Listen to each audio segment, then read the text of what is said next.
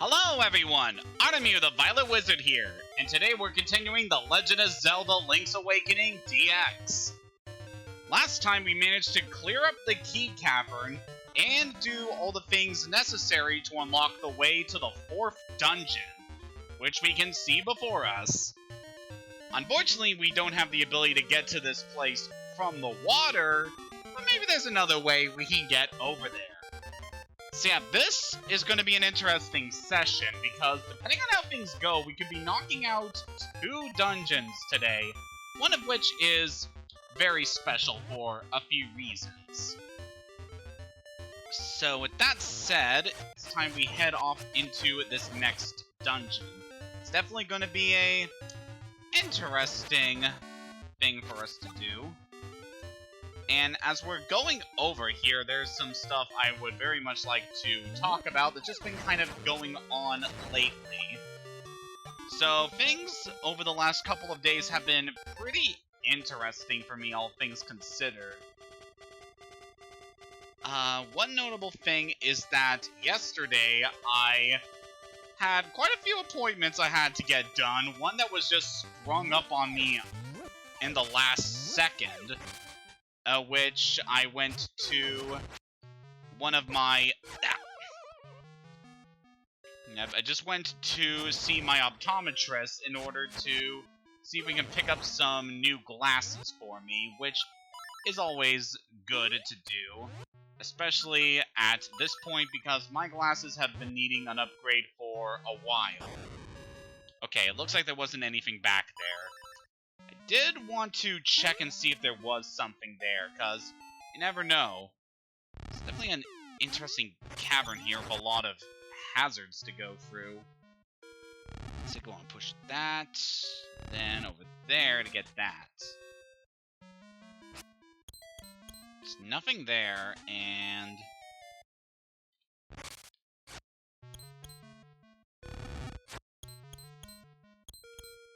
I feel like there's something in this area, but I could be thinking of something completely different.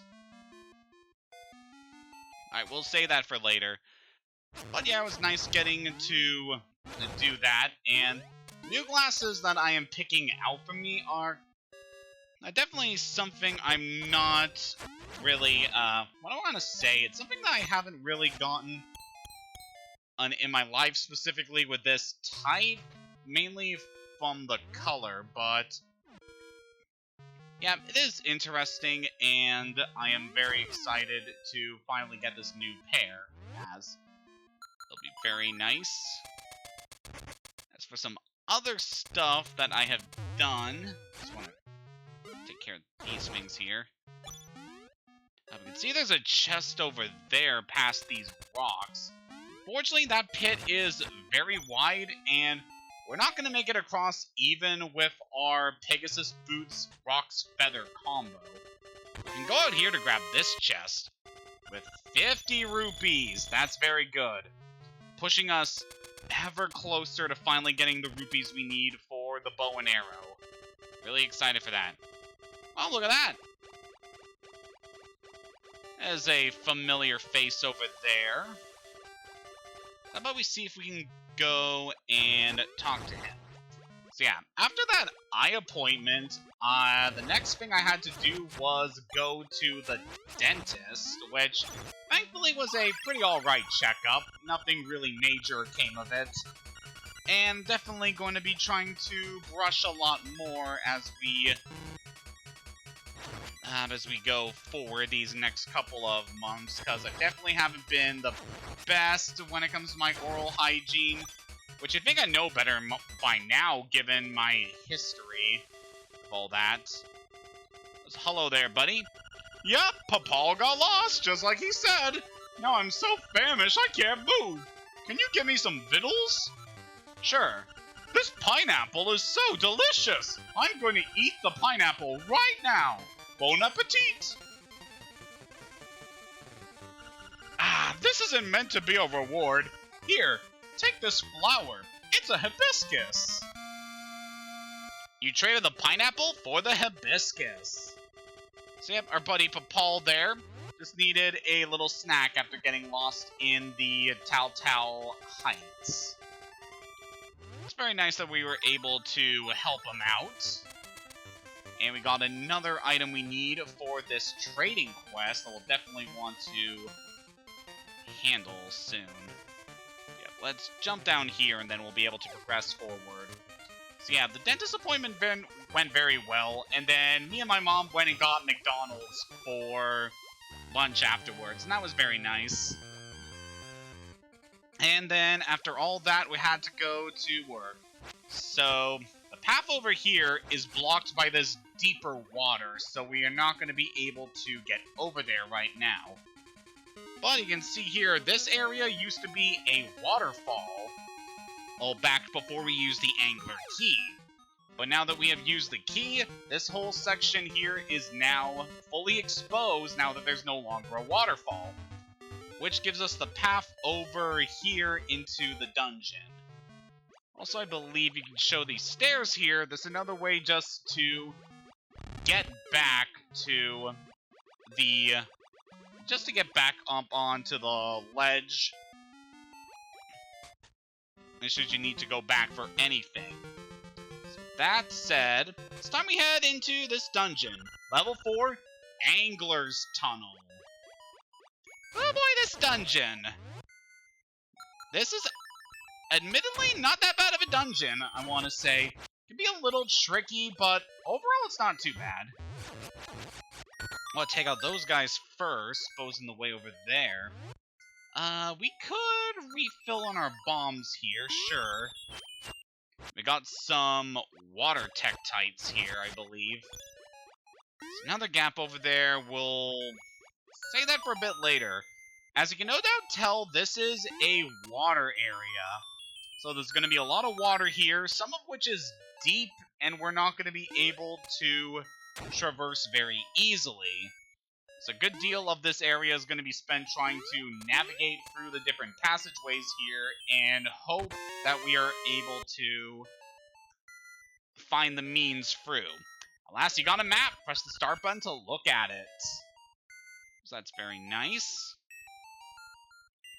So I feel like we want to dash over here next. This area can be a little interesting to go through.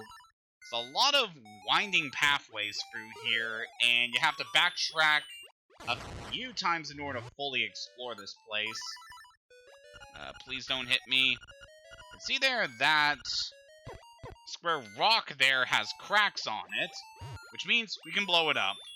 I'd like to take care of that anti-fairy in a bit. And right there, we get another key. So that enemy down there is a classic enemy all the way from the very start of the franchise. That is a Peahat. It's a giant flower with propeller petals that he uses to fly around. It's definitely a unique enemy concept. I do like these things overall. We can see here, I really like the layout of this dungeon because it's laid out like a flipper. I wonder if that's a hint to anything in the future. But yeah, a lot of sections of this dungeon can be a little tricky to get past, especially since we can't traverse deep water. But if you are careful, you shouldn't have too much trouble getting through here. Alright, it's a good thing we took this pathway first. Can we get these anti-fairies? Come back here, please. Nope. Oh, there we go. And they just fall into the water and expire. Fascinating. Let's quickly grab this chest, giving us another key. Let's hop over here and get those hearts.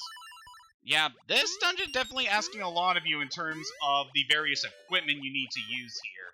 It can be a little annoying having to go into the menu for all of this, but I don't think it's too bad. There are definitely a lot of dungeons later on that can get a little more exhausting with how many times you have to enter the inventory. Alright, so from here we have another chest, and that has the stone beak. So now we're able to go talk to the next owl statue that we see. That's very good. Let's get our shield back for these spiky guys. So yeah, besides the stuff that's been going on yesterday with my appointments and my work, things have been pretty steady over in Artemu's world. So a couple of days ago, I had engaged with some of the good people on the Comic Burrow Discord server in a session of our friend lock, which went very well. Ooh, we got a compass here. It was a very neat session, especially with my current character, who actually managed to evolve into an Excadrill during that session, which I'm very thankful for, because I really like Excadrill, and I can see her being very integral to us as we progress further into the game. But unfortunately, things on the friendlock are going to be a bit... Well, I'm not going to see a whole lot of action in the next friendlock sessions because of my work schedule. I won't be present for some of these sessions we're going to do in the future, so... yeah, we're going to have to hold off on that for the time being. I mean, they're still going to play, I just won't be available to engage in any way during those sessions. But hopefully I'll be able to play with them again in due time. So I want to remember that chest for later, that'll be very important. Let's take out those little guys, and then we want to hop across here. I like how a lot of sections of this dungeon have you traversing very... usually has you going back to another area, but from a different side of it, which I feel is very interesting. Gives you a different perspective on the layout of the whole place. I like this little starfish guy that just kind of spins around. So we have some stairs over here. How about we go down and see what's over here?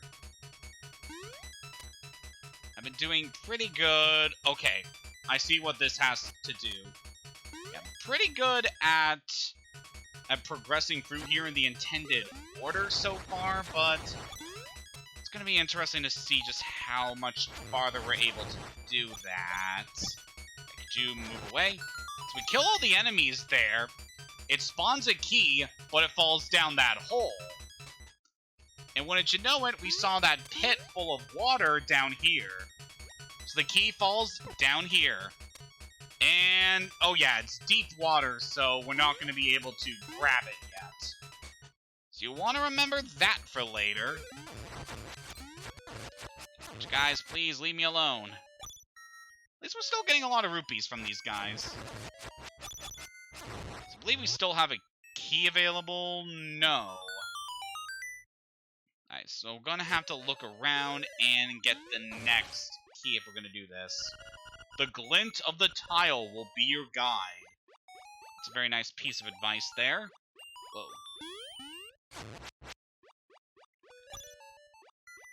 So yeah, besides the things with the friend lock, things have also been pretty good for me on a couple of fronts. So last week I was playing some more Earthbound and getting some very good progress into the game since the last time I picked it up. Currently I am past the 6th sanctuary in the game, and I managed to get to the point where we make our way through the swamp known as Deep Darkness, and now we have progressed into the Stonehenge base, which is definitely a neat set piece in the game in terms of its story. But for other reasons, it's also kind of interesting, because that section of the game is rather notorious for having a specific enemy that appears in that area that is only capable of appearing during that point in the story, and you are incapable of being able to encounter it after that point. And it drops an item that is basically... well, it drops a piece of... what am I trying to say here? This particular enemy drops a... oh man, this section is... okay, we have a key, so we'll be able to do the thing I need to do. Yeah, one of the enemies in that section of the game, it can drop a weapon that one of your characters will definitely want, but since those enemies only appear during that specific section of the game, it can be just really annoying to have to try to get it. Especially because if you're not careful, you can overlevel your characters, and if you hit the level cap, you'll miss out on a very important power-up that you do not want to miss. So yeah, it's a little annoying, and I'm taking a break from Earthbound for the time being. Hopefully I will get to play some more of it, and hopefully get that specific weapon in due time, but we'll save that for a bit later. So going forward, we have a new mid-boss. I believe this guy is called Q-Ball. And true to his name, you want to hit him in his head. This guy's really not too bad to deal with if you have a Rock's Feather, because you can just jump over him and then slash at him in the back of his head. Otherwise, what you want to do here is use the Pegasus boots in order to chase after the guy. It's really not that bad of a fight overall. When I was a kid, I used to call this guy Big Octo, which is the name of another mid-boss in the series. More specifically from Ocarina of Time. So this section is going to be tricky here. So want to grab this with our power bracelet. Just pull those wide as we can. Then we run across there to grab that. That's very nice. Don't know how I feel about these statues shooting fire at us. It does remind me of certain rooms in the original Legend of Zelda, where if you attack a certain NPC, they will cause the statues in the room to shoot fire at you. But right now, let's take our item. You got the flippers! If you press the B button while you swim, you can dive underwater. That is a very nice upgrade. Returning from A Link to the Past, we have the flippers, which are an item that we can just casually equip with us whenever, and it's definitely going to be useful going forward, as this is a water area, obviously. These guys are a bit tricky. Their front of their body is completely shielded, so you need to hit them in the back. God, they remind me a lot about the Dark Nuts that you'd encounter back in the original Zelda. Those guys were always so annoying to deal with. But this is the section we were told about by the owl statue involving shimmering tiles. We hit that, that causes the door to open. But you want to remember the order you hit these in for a bit later. Thinking about where we need to go next. I think we should go this way. Yep, because we got these tiles here in the exact same formation that we saw those other tiles. Tektite, could you get over here, please? Thank you. So what we want to do is hit these tiles in the same order we hit the other ones. And thankfully, now that we have our flippers, we're able to swim in deep water so we can actually solve this puzzle here. That causes the stairs to open up. I don't think we want to take these stairs right now. I just want to check what's going to be over here. If we can dash past that swamp, we're able to escape. Jump up here and... Come on.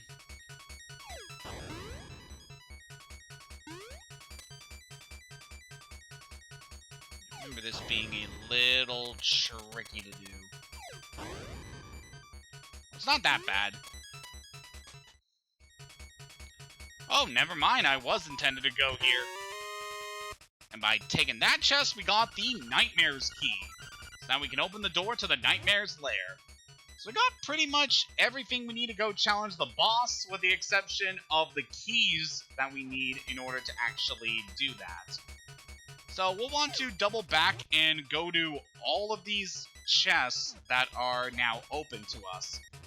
And thankfully, now that we have the flippers, it should make traveling around here should be much better. So you can dive into the water in order to avoid contact with enemies, which is very dang helpful. Just being able to avoid certain encounters like that is very nice. And you can also press the A button in order to move a bit faster in the water, which I definitely appreciate. Got 50 rupees. Very nice. We are so close to getting the rupees we need. So happy for that. Okay, we're gonna need one more key going forward, and I know exactly where that is. Plus we have that other chest we need to go see in order to fully complete this area. So we'll say that for a little bit, because we got this key to grab. Yep, now that we have the flippers, we can now go down here and grab it. Very good. Still a little disappointed in myself that I completely forgot about the whole needing the flippers to grab that item thing. But hey, it happens. Alright, buddy, could you please move? Yeah, just go ahead and kamikaze yourself. That's fine.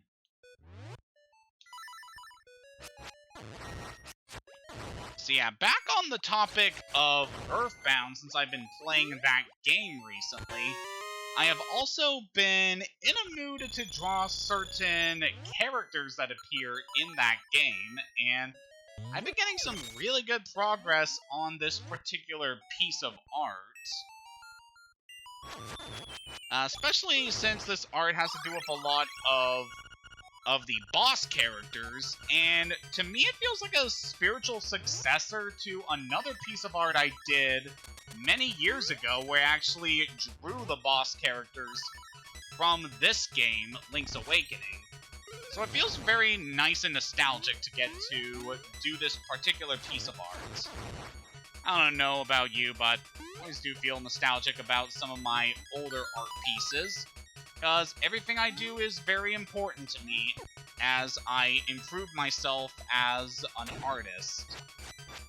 So we gotta do everything we can to get better. It's nice to look back on the previous things you've done as well and just see how far you've come. So now down here in the water, we got some new enemies here. Sheeps.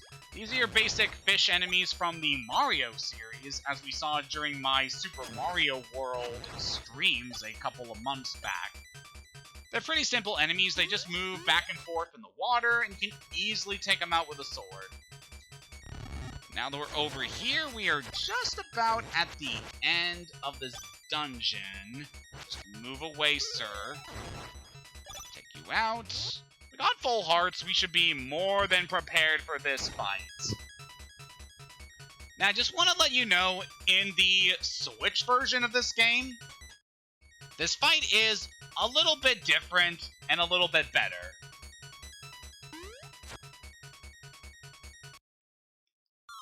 Bloop, bloop, glub, glub. Ooh, food. Bloop, glub.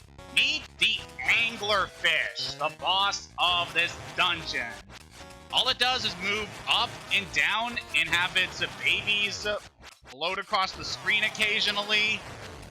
All you have to do is slash at it with your sword, and it's done.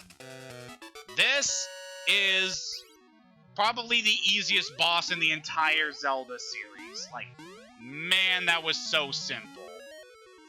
As I said, the Switch version of this fight is actually much better. The anglerfish moves around the chamber you fight it in a lot more aggressively. It will slam into the walls, causing rocks to fall down on you, as well as having its babies try to attack you. And yeah, especially with the swimming controls of this game, it can be a legitimate threat when you're playing the Switch version.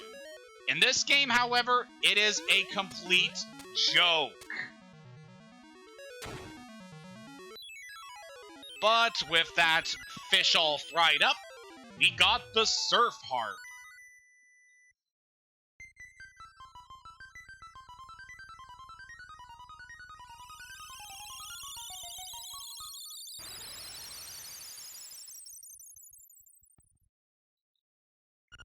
Bay. Your road goes into the bay.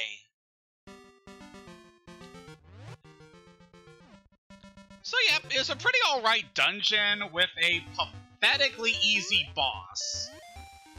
But at the very least, we now have the ability to swim, which I definitely appreciate, as this ability is going to be so dang helpful to us going forward. So right away, now that we have the ability to swim, I want to go in here, and in this room you want to dive around and just move around here, because you could find a hidden piece of heart in the water. Yeah, that was something I don't think I got when I was a kid, and something I had to get a lot later in life, but yep, it's a pretty simple piece of heart to get once you have the ability to dive. So yep, now that we have the flippers, we're just casually able to explore the water around Koholint Island, which definitely opens up a lot of pathways for us going forward.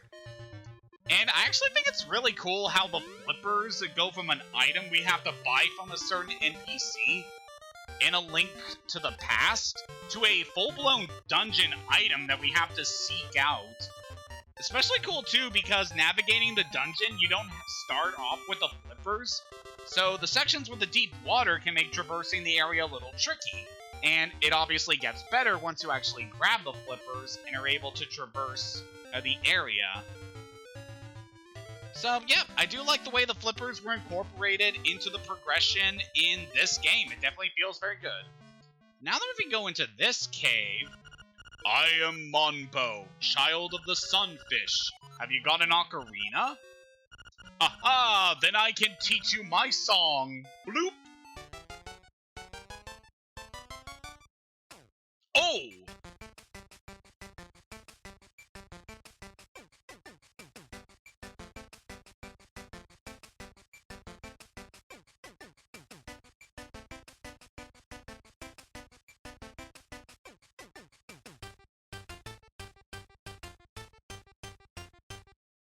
Oh!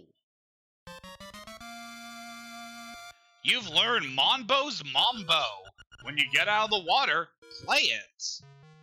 This is a cute little NPC here. There's the big old sunfish. Let's see if we can actually talk with this guy here. Is there anything we can say? I am Monbo, child of the sunfish. When you play my Mambo, you can warp to Monbo Pond. Try this tune in the dungeons, too. Cha-cha-cha! So basically, this song functions as a warp song, which obviously becomes a lot more...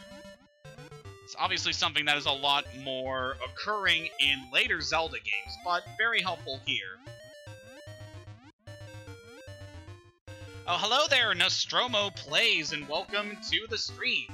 Yeah, we're going through Link's Awakening right now. Definitely one of my favorite games in the series, especially with it being the first Zelda game I've ever played in my life.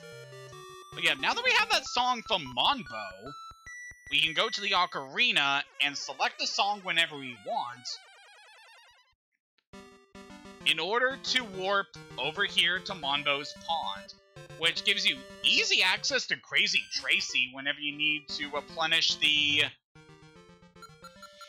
whenever you need to replenish your magic potion.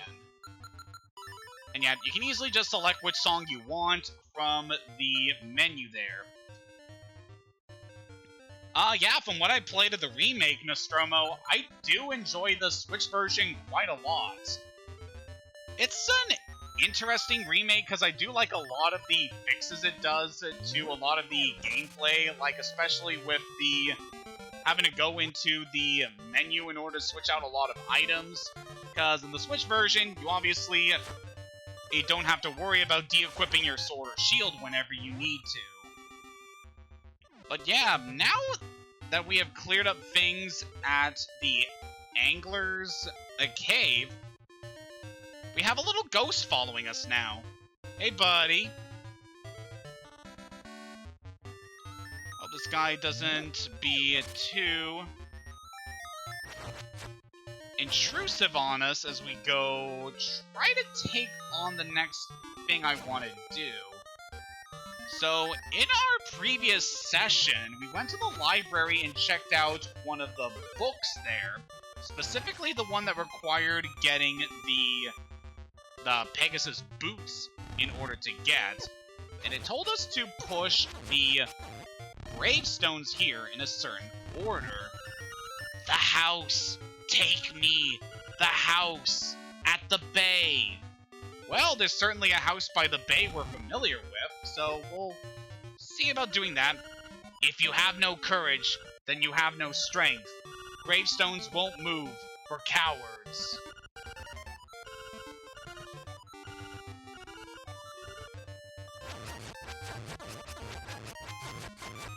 Jeez, I don't know what you're referring to there about me being a coward. I'm certainly no coward. Take out all you ghosts. So forget if you need to destroy all of the ghosts in order to do this. Okay, I think this is something that's specifically being blocked off to us until we deal with the ghost here. Yeah, this is why I could recommend doing that thing with the gravestones before doing the 4th dungeon, because otherwise, you're stuck with this guy who is going to restrict you from doing certain things. For current rupee count, we are so close to getting the bow and arrow. So we definitely want to remember that for later. Alright, we were told about going to the bay, so there is a one way over there I can think we can take, and then we'll take the other way back, depending exactly on what we are going to need to do. So yeah, we have this little ghosty following us. He told us to go visit a house by the bay, which can be a little confusing if you're not overly familiar and haven't explored Koholint a bunch. You probably wouldn't know exactly where it is. Probably a good chance to go talk with Araya in the telephone huts, but we don't have to worry about that right now.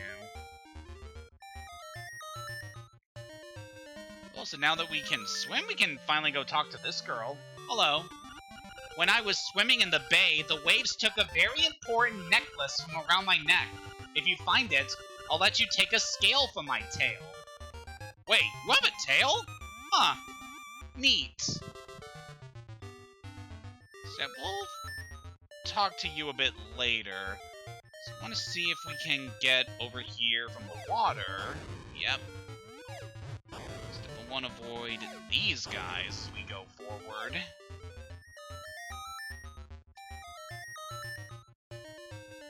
And we're back over here. Dash across those pits. Here, enter my house. Okay.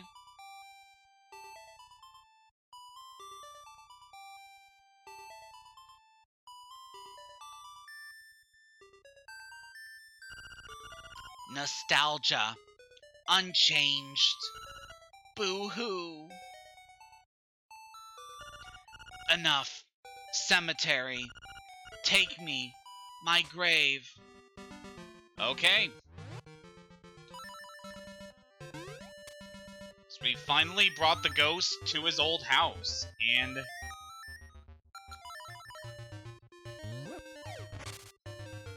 guess we've helped him come to terms with his ultimate fate here.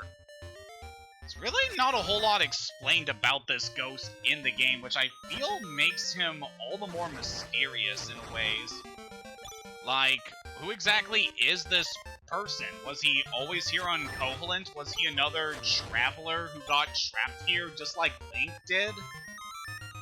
They don't really explain, which makes things about him just all the more interesting.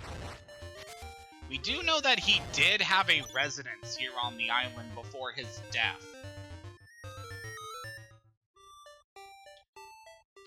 So while we're over here, is there a book we can read in this session? How to handle your shield like a pro. Sure thing. If you hold the button down, you can defend yourself from enemy attacks, and you can flip some enemies too. Besides the standard shield, there's also a mirrored variety, which can defend against beams. So that's something you'll definitely want to keep note of. Also, A shield that can deflect things also reminds me a lot of something we had back in Link to the Past. That's a neat little thing just to note. Soon. Alright, buddy, we're told to go over to the graveyard, and we know of one area we can go to. Over here.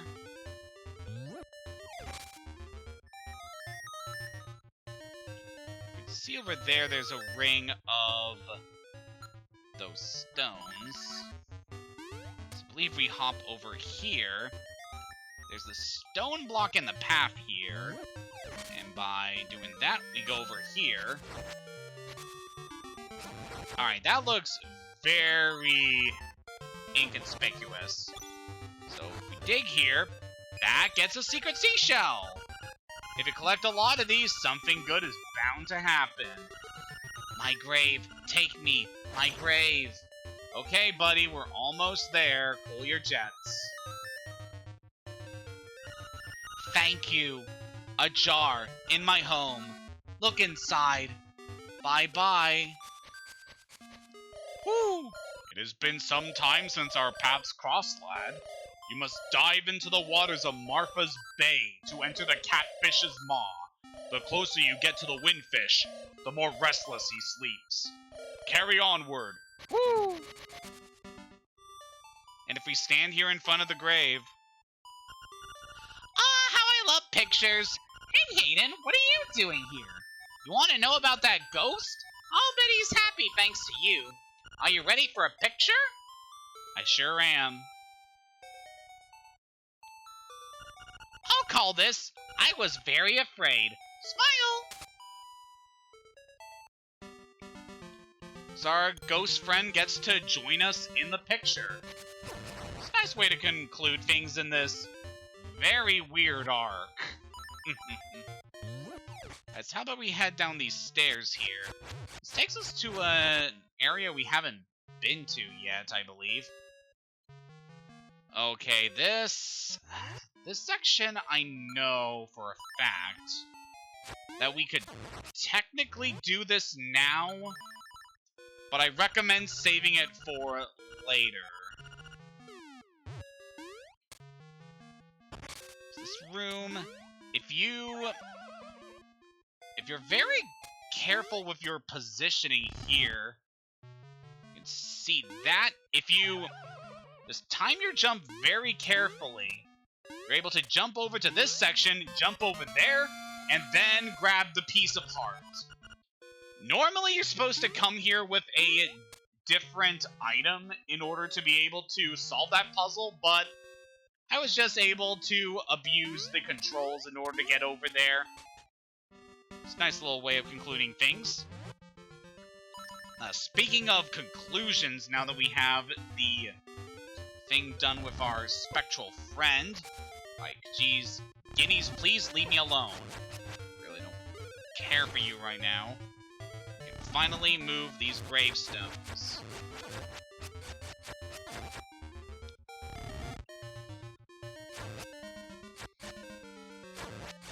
Please die. And now we should be able to push the last one, which opens up a stairwell. Our colors are never the same. If I am red, he is blue. If I am red, I am blue. What color's my cloth? You are blue. Don't tell anyone. Do you have the powder? If not, you must go back. Our colors are never the same. If I am red, he is blue. If he is red, I am blue. What color is my cloth? Red. Don't tell anyone. The Fairy Queen is waiting for you. So welcome to the Color Dungeon. This is an exclusive area to Link's Awakening DX. That also is featured in the Switch version of the game, although it's a lot more impressive in here overall. This is a optional area of the game that you're not required to do, but I can recommend going here for a few reasons. Namely, one of the things to note about this area, it can be tricky and difficult to go through here. It's very nice that Pock gave us some of the magic powder we're going to need going forward. As you can obviously tell from the name, this place has a theme about color. So can't understand this statue, because we can't take the beak out of us, with us whenever we go to a dungeon. So we heard some... So you can hear that that wall down there is hollow. I distinctly remember this from before. And in here, there's just a room full of rupees. And with this, we're easily able to hit the max rupee count. So yeah, I'm gonna pull a bit of a sin here and leave the dungeon now that we have all these rupees, because otherwise rupee drops are gonna be useless to us. Please take me out of here.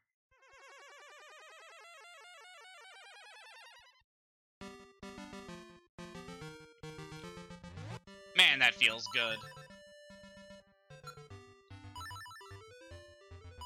Can we please move this down here? Good. So yeah, now that we are finally at the rupee max, it's time to head back to the village, because we can finally buy the bow and arrows. As I said before, there is a way you're able to obtain the items in the shop without having to buy them, but that way I do not recommend for a few reasons. But for now, we can finally go in here and make our big purchase. Bow and arrow set, only 980 rupees. Yeah, we're buying. Thanks a lot, and come again! I definitely appreciate it. All our rupees being drained away, and now we're able to buy arrows here.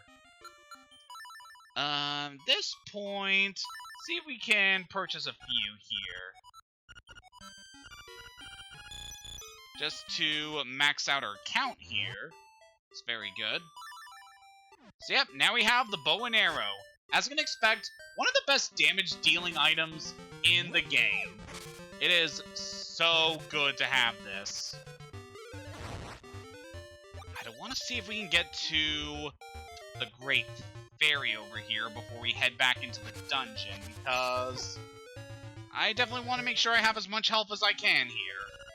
Let's heal your wounds to get rid of all that stress. Close your eyes and relax. Thank you very much.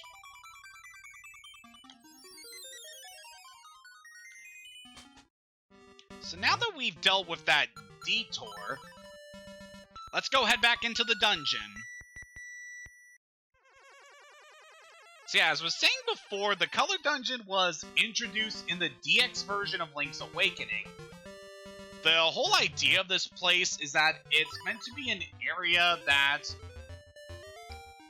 would make the most use out of the Game Boy Color's functions.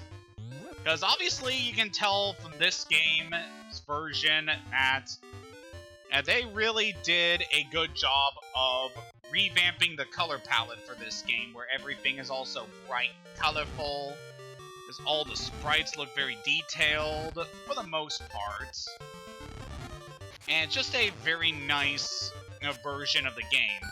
This area definitely makes the most out of the Game Boy Color's functions, as we'll see here. It obviously has a lot of theming around color.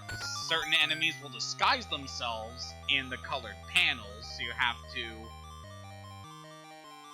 deal with them, among other things. It's got this hoppy guy here bouncing around, and these tiles here you can bounce on whenever you hit them, and they change colors to determine their... Eventually, they just change colors until eventually you hit the red ones, and they go... until they just make a pit. These guys are obviously a part of a puzzle here. Want to just hit these guys to stun them, and put them into the correct color hole. And with that, we got a stone beak. Let's find the owl statue that belongs to it.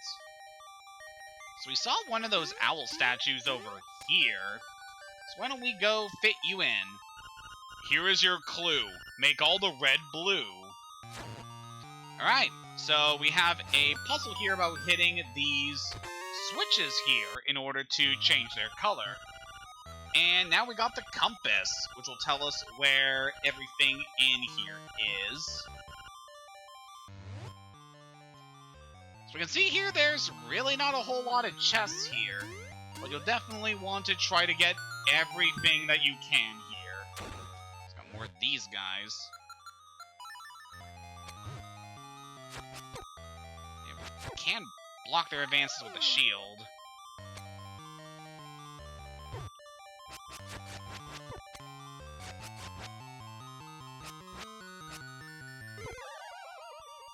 These guys are being a pain. It's weird, I almost never have trouble with these guys. I tell you, it's the recording curse in action. You always play worse whenever you're recording yourself. But yeah, besides things here in the color dungeon, there's also some other stuff I want to take care of before we head into the next dungeon. Once you take care of dealing with the ghosts, you're pretty much able to do the things in the... You're pretty much able to go to the next dungeon immediately. But we're not going to be doing that for the time being because we still have a lot of stuff we need to do. So I want to head up here before we advance to the next section. It's got another one of these.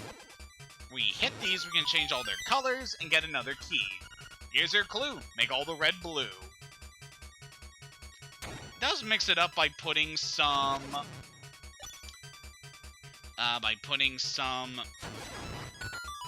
yellow mixed in with the other switches. It's really nothing that bad to deal with. Ooh! I'm no weakling! Your pitiful sword no match for me! So we were told to bring in some magic powder when we go in here. Because the magic powder will shrink this guy down into his original state. He'll shoot lightning at you, which can be obviously a pain to deal with.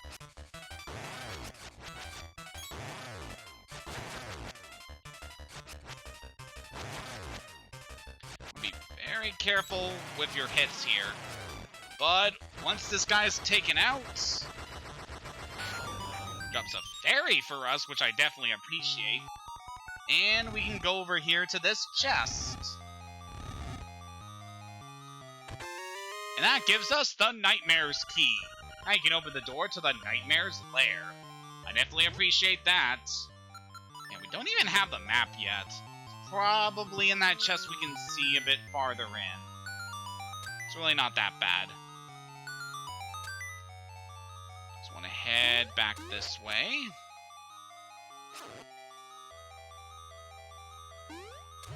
And by heading in here, we got ourselves another battle. What a greedy fool! You want more power? A buffoon like you might as well give up and go home! Now, this guy, I believe, is called Stone Hinox. He will jump up and down and cause boulders to fall from the ceiling, which can be a bit of a pain to deal with. I think using your shield can help block the boulders, but what you pretty much just want to do is get up close and hack at him with the sword. Pretty simple fight, all things considered.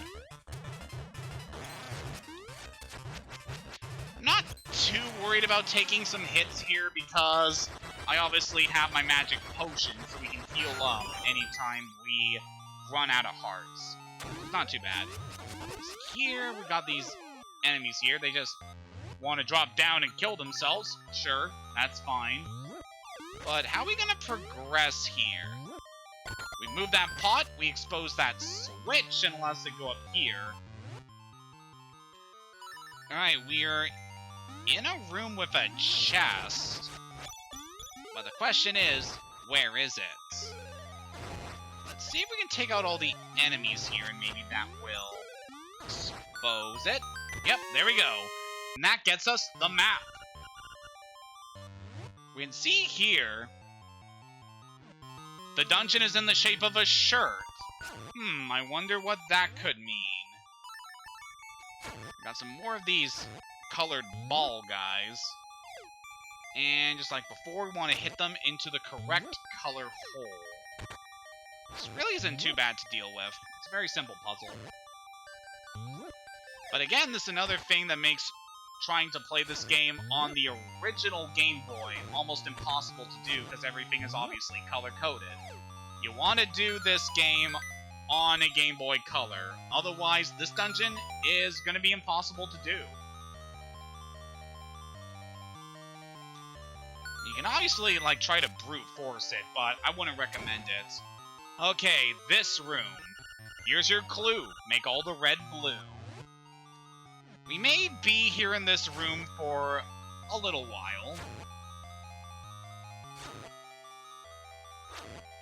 This puzzle is going to involve hitting all these switches in a certain order in order to change all the colors.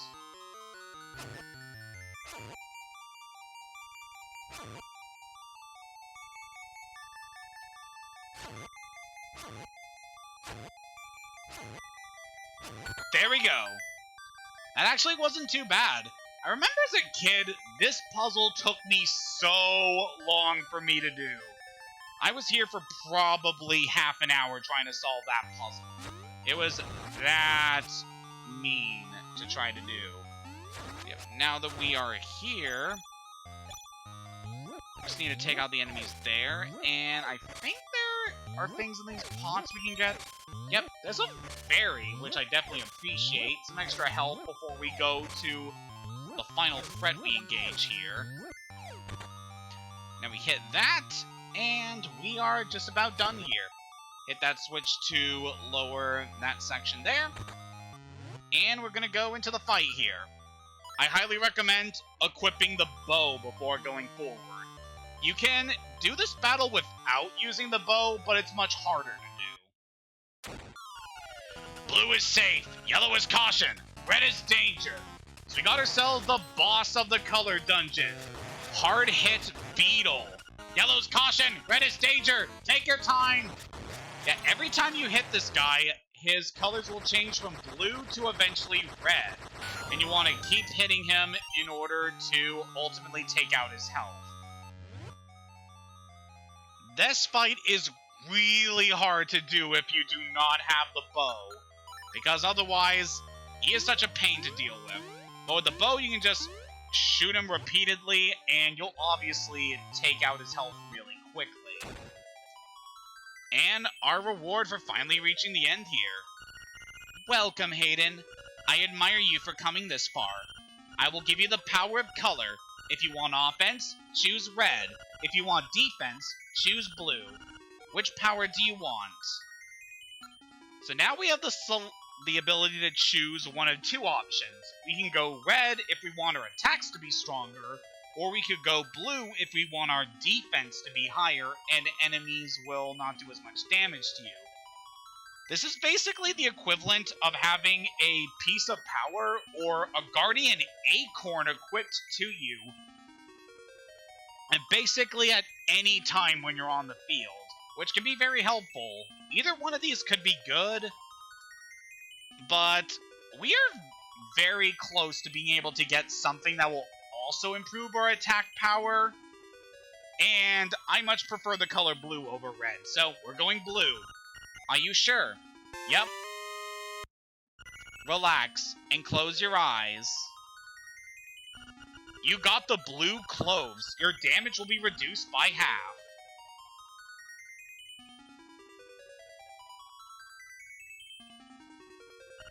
I will now take you out. What, you're not gonna take me out to dinner first? Yep, we now have a blue tunic with us.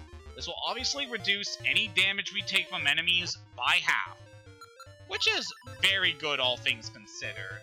I definitely consider this the better of the two options because of a certain thing we should be able to get. I don't know, with our current seashell total, we might be able to do this. I forget exactly how many we need for this, but this is a good amount as any. But yeah, you can see there just how little damage we took, even from that fall down the pit. So yep, things are going to be pretty good for us now that we have this. The added defense I definitely appreciate, as well as this very nice blue color. Just, I love it. Definitely makes Link pop more or from the green background that is usually in the environment. Although, since we're going to be going to another water area very soon, it's probably not the best color scheme for us. Anyway, want to head in here now that we have 15 shells and see what we get.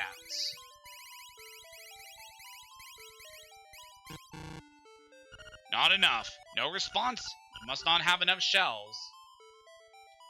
So we are going to need to collect a few more seashells if we are going to get the treasure in here. So I think the thing they use to measure how many shells you have collected is a little weird. It kind of jumps from needing 5 and then 5 again to needing 10 more in order to get the next reward. It's kind of weird. But yeah, we're going to need to collect a few more seashells going forward. But we are going to hold off on that for a little bit. Because now that we have the flippers, there's some stuff I want to do that we are able to... that we have the ability to take care of now that we have this. So I want to see if we can swim over this way. Yeah. Alright, we have an area we can go up here. And I want to head back into the animal village, as there is now something we can do here with our current equipment. We still have Marin singing here. It's very nice. So remember that goat we talked to when we first visited here? Oh, you brought me a hibiscus! How sweet! Well, since you're such a gentleman, I have a request to make of you. Will you listen? Sure. I would like you to take this letter to a Mr. Wright, who lives on the border of the mysterious forest, please. You traded the hibiscus for a goat's letter. Great. You know, sometimes I can't help eating a delicious piece of paper, even if it's a letter to my darling Mr. Wright. How embarrassing. Yeah, that's certainly something. So yep, now we have a letter to deliver. So why don't we go warp back over here, as this is obviously a very quick way to get back over to where we need to go. Because now that we're over here, we can easily get over to...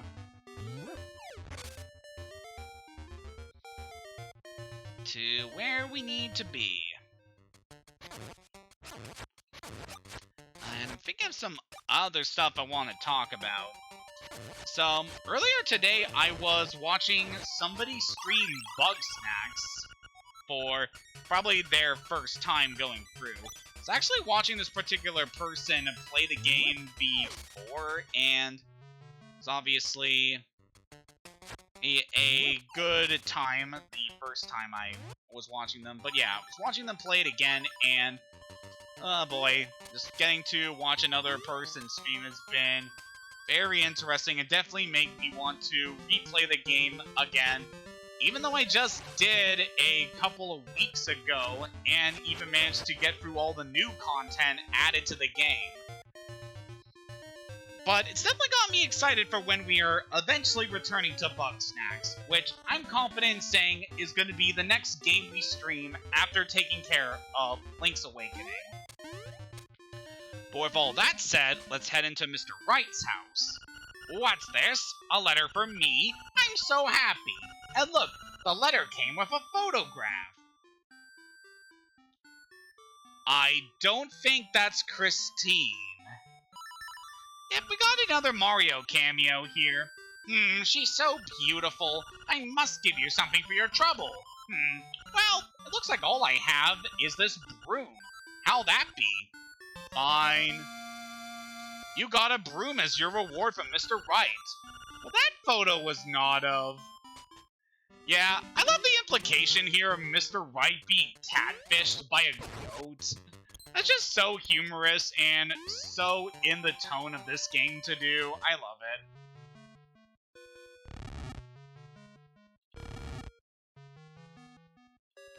Alright, we are actually going to not go in there because of the current path I want to take. Based on where I want to go next. Yeah, now that we have the broom, how about we go head back to Mabe Village? As much earlier in our adventure, we could see that one of the residents of Mabe was sweeping with a broom. And while we're going over there, I guess I could talk a bit more about the reward we got from the color dungeon. So, our tunic, we're able to, if you're able to go back there, you're able to switch your tunic between the red and blue options whenever you want. So, it's no big loss if you chose one of the options and then immediately regret it, because you'll be able to do the other one whenever you want. However, you are unable to revert back to your green color scheme, at least in this version of the game. If you're playing the Switch version, you can go back to the normal green tunic whenever you want to be powered down. So, yeah, that's a nice thing with that version of the game. But otherwise, you're going to be stuck in the red or blue colors throughout the rest of the game. Hello there, Granny. Yahoo! Yahoo! A new broom? For me? It is, isn't it? Yep. So around this point of the game, the Granny will be missing her broom, and then you need to give her that one. Okay, in return you can have this fishing hook I found when I swept by the riverbank. You exchange the broom for the fishing hook. What will the fishing hook become? So yeah, we now have a fishing hook, which you might think, because of the obvious fishing thing, that would mean we need to take this over to this guy over here in the fishing pond.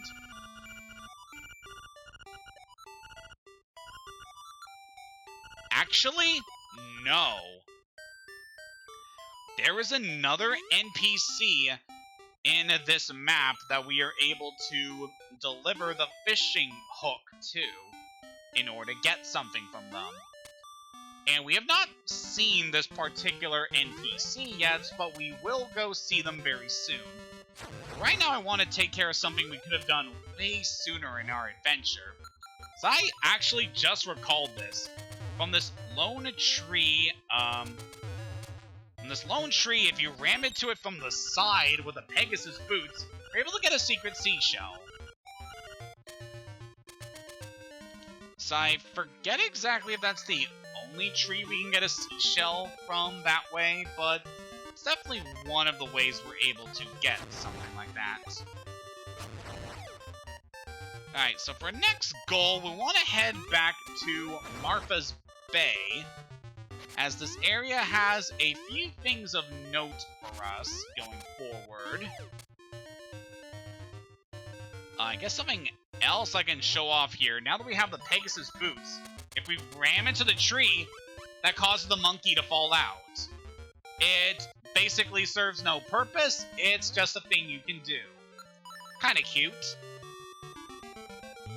Alright, so we were told by the ghost, if we return to its house and check a jar, we'll get something.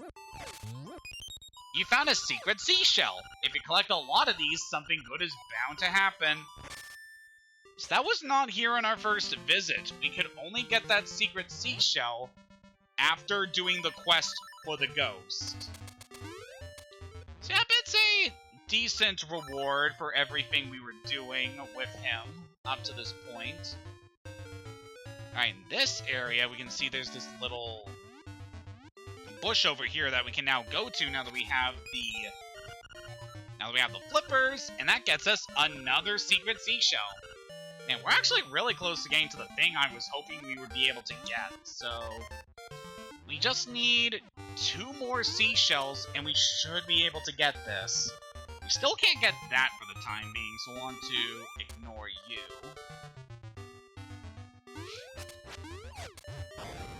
So the next thing I want to take care of, I want to head down into the water here in Marfa's Bay. want to look out for a certain thing. So obviously you can see there, that is the next dungeon we're going to have to go to.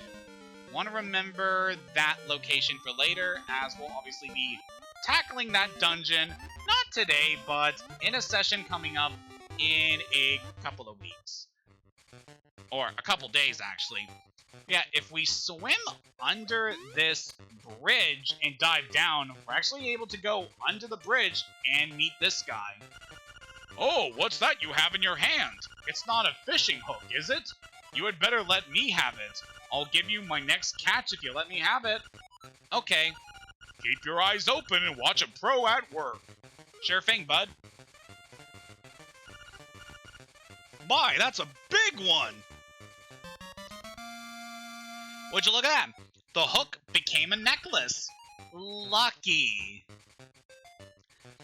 So Link's reaction there to the necklace is kind of interesting because it doesn't really make a lot of sense in this version of the game. So remember how I talked about a certain thing getting censored in the international release of this game? Well, they did the same thing with this particular item. Because in the Japanese version, the fisherman doesn't give you a necklace when you give him the fishing hook. Instead, he pulls up a bra. So yeah, that lady we talked to in the water is topless in the Japanese version, and she is trying to get her bra back. I can't wait to see what I'll catch next. Man, Japan, man. Yeah, I definitely want to see what you catch next. So I'm kind of thinking, want to leave the screen and then come back to get this one thing to happen? Okay, I guess we're going to have to wait a bit later on in the story for this to happen. I was almost certain we could do this before, but I guess not. But anyway, now that we've taken care of that, we can now talk to you. Ah, that's it! That's my necklace! Give it back! I'll give you a scale as I said. Alright. Promise you'll only take one. You returned the necklace and got a scale of the mermaid's tail. How will you use this? And now the mermaid just hops around and leaves.